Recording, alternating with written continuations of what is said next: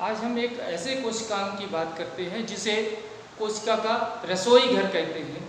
तो जैसे आपके घर में किचन होता है जिसमें विभिन्न प्रकार के व्यंजनों का निर्माण होता है, ऐसे ही किसी भी कोशिका में स्टार्च का निर्माण अर्थात भोज्य पदार्थों का निर्माण जिस कोशिकांग में होता है उसका नाम है क्लोरोप्लास्ट। तो क्लोरोप्लास्ट को जानने से पहले अपन जाने कि एक कोशिकांग होता है प्लास्टिड या लवक। ठीक है, यह प्लास्टिड या लवक तीन प्रकार का होता है, ल्यूकोप्लास्ट, क्रोमोप्लास्ट एंड क्लोरोप्लास्ट। क्या क्या? ल्यूकोप्लास्ट, क्रोमोप्लास्ट और क्लोरोप्लास्ट। ल्यूकोप्लास्ट को अवर्णी लवक कहते हैं, क्रोमोप्लास्ट को वर्णी लवक कहते हैं और क्लोरोप्लास्ट को हरित लवक कहते हैं। तो आप एक सिंपल सा उदाहरण देखें कि टमाटर का जो फल है शुरू में आपको किस कलर का दिखाई देता है? वाइट कलर का, अर्थात उसमें ल्यूकोप्लास्ट होता है। फिर वो ग्रीन कलर का हो जाता है अर्थात उसमें क्लोरोप्लास्ट आ जाता है। ठीक है, फिर लास्ट में आपको रेड कलर का दिखाई देता है अर्थात उसमें क्रोमोप्लास्ट बन जाता है। तो कुल मिला के अपन बात करें कि ये तीनों रूप प्लास्टिड के एक दूसरे में परिवर्तित होते रहते हैं। ऐसे आपको मिर्च के फ्रूट में भी दिखाई देता है। अपन बात करते हैं क्लोरोप्लास्ट, जिसे कोशिका का रसोई घर कहते हैं। आप जानते हैं कि एक महत्वपूर्ण कोशिकांग है जो केवल पौधों में पाया जाता है, और कौन पौधों में? ग्रीन प्लांट में। और इस कोशिकांग के पाए जाने के कारण पौधे की पत्तियां या पौधे हरे रंग के दिखाई देते हैं। ये बिल्कुल बोलना उचित नहीं होगा। आपको बोलना उचित ये होगा कि हरित लवक क्लोरोप्लास्ट में एक पिगमेंट पाया जाता है जिसका नाम है क्लोरोफिल। क्या? इस कोशिकांग में एक पिगमेंट पाया जाता है जिसका नाम है क्लोरोफिल।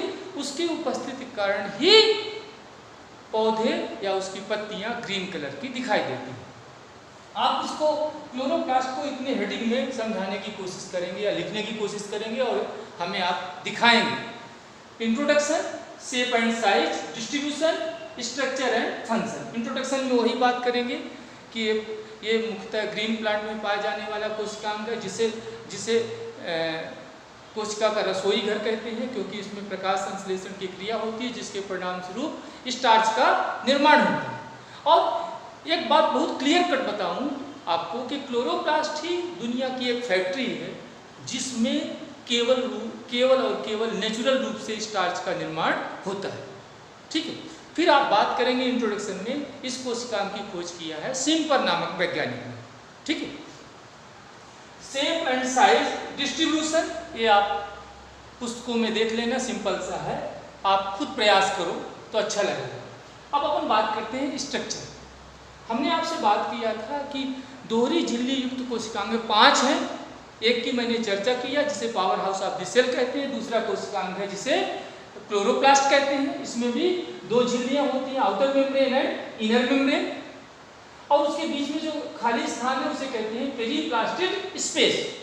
आउटर बाह्य झिल्ली और आंतरिक झिल्ली के बीच में कौन सा स्थान है? पेरीप्लास्टिड स्पेस। फिर मैं आपसे बात करूं कि इस दोनों झिल्लियों के अंदर जो द्रव भरा होता है, इसमें एक द्रव भरा होता है, उस द्रव का नाम है स्ट्रोमा। क्या नाम है? स्ट्रोमा। क्लियर ना? अब स्ट्रोमा में आपको सिक्के के समान संरचना, एक सिक्के को एक दूसरे के ऊपर आप रख दें, 10 सिक्के हैं, ध्यान से समझना बात को, तो पूरे उस 10 सिक्के को एक साथ कहते हैं, यहाँ पर सिक्के नुमा संरचना को क्या कहते हैं? याद रखिए, ग्रेना। क्या कहते हैं? ग्रेना या ग्रेनम। ठीक है, और एक सिक्के को कहते हैं थालाकाय। याद रखेंगे आप। फिर से मैं बता दूं आपको कि जो द्रव भरा होता है जो स्ट्रोमा, उसमें सिक्के के समान संरचना एक दूसरे के ऊपर आपको दिखाई देती हैं। तो उस ग्रुप ऑफ कोआयन को या सिक्कों के समान संरचना को ग्रेना कहते हैं और एक सिक्कों को कहते हैं थालाकाय। क्लियर ना? अब आप देखें इनको जोड़ने वाली, किनको? 2 ग्रेनम को जोड़ने वाली संरचना को कहते हैं इंटरग्रेनम लेमिन। क्या कहते हैं? इंटरग्रेनम लेमिन। तो कुल मिला के शॉर्ट एंड स्वीट इसकी संरचना आपको देखने को मिली। इतनी बात क्लियर हुई। इसके अलावा एक महत्वपूर्ण बात बता दूं तुम्हें कि इसमें यह भी एक कोशिकांग माइटोकॉन्ड्रिया के समान है जिसमें डीएनए पाया जाता है। केवल 2 ही कोशिकांग हैं जिसमें डीएनए पाया जाता है, पहला माइटोकॉन्ड्रिया और दूसरा क्लोरोप्लास्ट। ठीक है, तो संरचना में फिर से मैं रिवाइज करूं आपको कि ये डबल लेयर्ड मेम्ब्रेन वाला कोशिकांग है, आउटर एंड इनर मेम्ब्रेन होती है, उसके बीच में पेरिप्लास्टिड स्पेस होता है, उसके अंदर जो द्रव भरा होता है उसे स्ट्रोमा कहते हैं। स्ट्रोमा में सिक्के के समान संरचना एक दूसरे के ऊपर दिखाई देती है, जिसको ग्रुप उनके समूह को ग्रेना या ग्रेनम कहते हैं और एक सिक्के को थैलाकॉइड कहते हैं। ग्रेना को जोड़ने वाली संरचना को इंटरग्रेनम लेमली कहते हैं। ठीक है, अब आपको बहुत क्लियर कट बता दूं, यहाँ समझें बात को कि आपको सर्च करना है, या मैं तुम्हें बता दूं कि थैलाकॉइड की खोज मेनके नामक वैज्ञानिक ने किया था। किसने? मेनके, याद रखेंगे आप। ठीक है, क्लियर है। अब एक महत्वपूर्ण बात है जो आपको संरचना में लिखनी है, वह लिखनी है कि एक ग्रेनम में अधिकतम 100 थैलाकॉइड हो सकते हैं। 5 थैलाकॉइड भी हो सकते हैं, 10 भी हो सकते हैं। मैक्सिमम कितने हो सकते हैं? एक ग्रेनम में कितने थैलाकॉइड हो सकते हैं? 100 थैलाकॉइड हो सकते हैं। और एक क्लोरोप्लास्ट में लगभग 40 से 60, 40 से 60 ग्रेनम हो सकते हैं। फिर से मैं बता दूं, एक क्लोरोप्लास्ट में 40 से 60 ग्रेनम हो सकते हैं और एक ग्रेनम में मैक्सिमम 100 थैलाकॉइड हो सकते हैं। तो तुम्हें बताना है कि एक क्लोरोप्लास्ट में कितने थैलाकॉइड हो सकते हैं। ठीक है, हमने आपसे बात किया।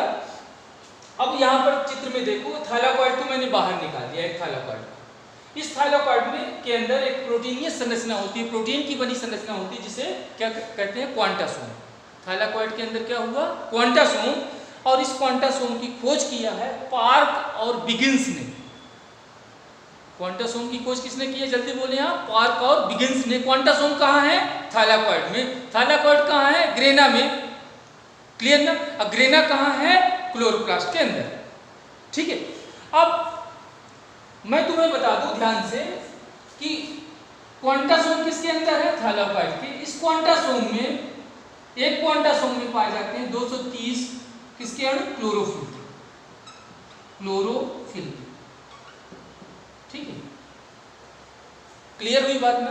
क्लोरोफिल जो पिगमेंट है, रंग है, जिस कारण पौधे हरे रंग के दिखाई देते हैं, जिसमें एक महत्वपूर्ण धातु पाई जाती है मैग्नीशियम, याद रखेंगे। तो क्लोरोफिल कहाँ है?